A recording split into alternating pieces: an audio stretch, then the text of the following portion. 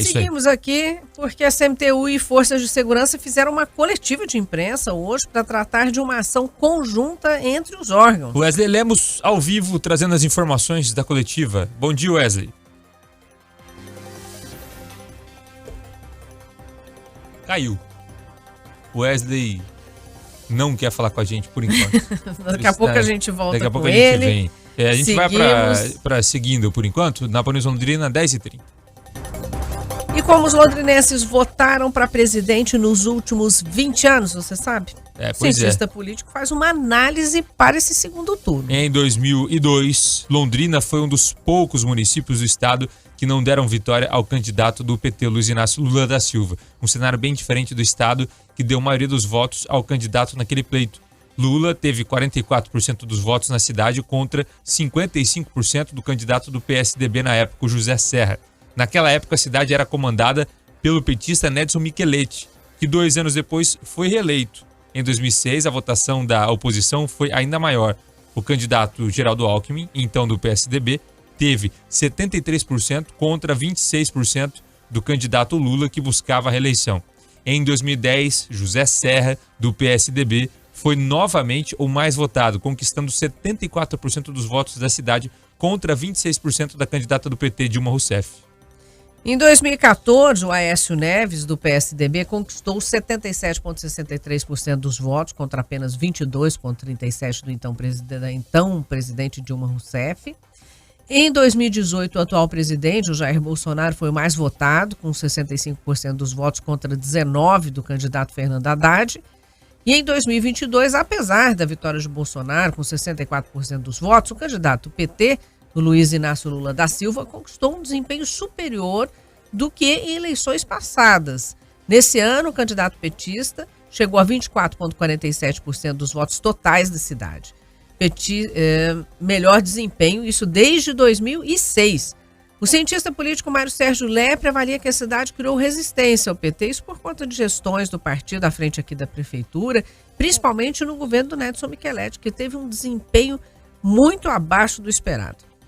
Mas você teve a gestão, então comparação de gestões, aí também é algo que vem para a lógica, né, do eleitor. Então, olha, gestões que não foram adequadas em algum momento.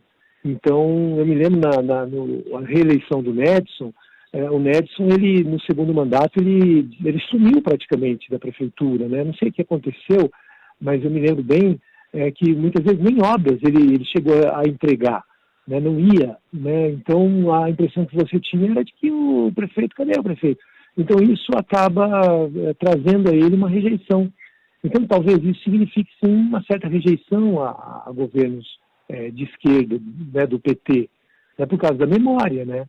Então, tem várias coisas, são vários fatores, né? Mas uma coisa é certa, né, para chegar a um ponto, assim, olhando, assim, na estratificação do eleitorado londrinense, a gente percebe que, sim, é um eleitor de perfil mais conservador. Lepre avalia que a migração dos votos dos candidatos derrotados no primeiro turno vai acontecer de forma dividida. Tanto em Londrina como no Brasil, de maneira geral, vamos imaginar o seguinte, os eleitores do Ciro, eles se desidrataram no primeiro turno, né? Por quê? Porque houve uma campanha de voto útil do PT. Então, aqueles eleitores do Ciro que tendiam para o Lula, já migraram no primeiro turno. Por quê? Porque ele desidratou, né? A gente percebia que ele estava lá com quase o 12%, de repente ele baixou bastante para a eleição. Então, já alguns, né, aqueles que realmente, vamos para o Lula mesmo, não tem jeito, porque é decidir agora. Então, já foram. Né? Já no primeiro turno você já teve aqueles eleitores. Aí sobrou ainda um restante ali de eleitores do Ciro, que sim, né, ainda tem alguns que migram para o Lula, né, a tendência até bastante clara nisso, né? Mas também tem aqueles que migram para o Bolsonaro, tá certo? Então deve ter aí uma porcentagem, a gente, né, não dá para fazer isso, né? Porque não tem como você ter esse dado concreto, né? Mas a perspectiva aí é de que você tenha um eleitorado significativo do Ciro migrando para o Bolsonaro, tá? E também do mesmo jeito a Simone Tebet. Por quê? Porque não é o fato dela apoiar um candidato que o eleitor realmente acompanhe, né? E, de acordo com o cientista político, a abstenção no segundo turno, apesar de ser maior que no primeiro, nesta eleição deve ser menor, principalmente pelo alto índice de rejeição dos dois candidatos que disputam a presidência.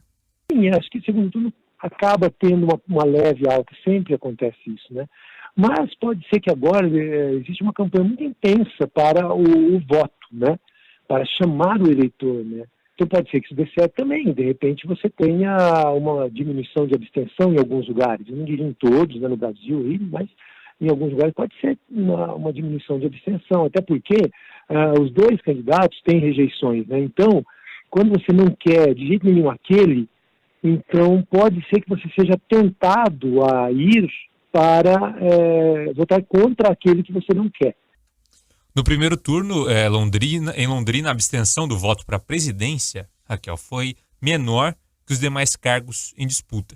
Cerca de 90% dos londrinenses aptos a votarem fizeram a escolha para o seu candidato à presidência da República. Votaram muito mais para presidente do que para os outros cargos. Os outros cargos. Demoraram, muita gente não conseguiu definir para quem votaria e se absteve. É aquela história, né? Ficou muito polarizado, então ficou todo mundo na cabeça só a história do presidente. É quase uma briga de futebol, assim. Eu torço pro Corinthians e você pro Palmeiras. E aí, mais ou menos por aí. O bicho pega. Então, e não se concentrou, às vezes, em outros candidatos, o que acabou prejudicando vários candidatos até com isso, né? Especialmente os deputados. Mas estão apostando aí numa eleição mais tranquila, em que tem uma maior participação, como a gente já havia até comentado, no segundo turno. A gente tem alguns fatores que vão ajudar, como a questão do ônibus. E surpresa, né? Porque está tudo muito indefinido. Embora a gente tenha pesquisas colocando um aí na frente do outro, é uma diferença pequena ainda e muitas variáveis, né? Eles ficam questionando a questão das pesquisas. Gente, pesquisa não define eleição. Ela, na verdade, ela indica o movimento naquele momento, né? E muita coisa pode acontecer em horas, né? É por Londrina, 10h30.